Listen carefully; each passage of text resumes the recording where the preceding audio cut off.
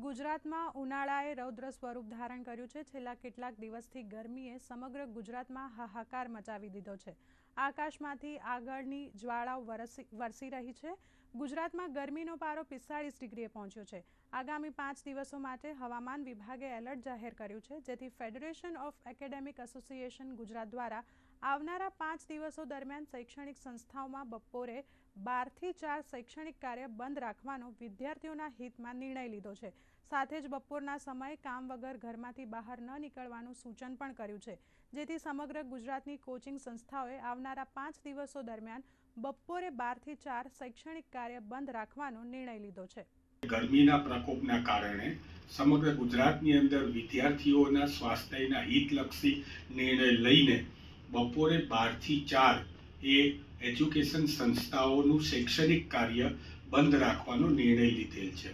અને જે પ્રમાણે ગરમી વધારે છે તો જે સંસ્થાઓ પાસે એર કન્ડિશનની અથવા તો કુલરની વ્યવસ્થા છે ત્યાં સવારના અને સાંજના ટાઈમમાં પણ એર કન્ડિશનની વ્યવસ્થા રાખવામાં આવે।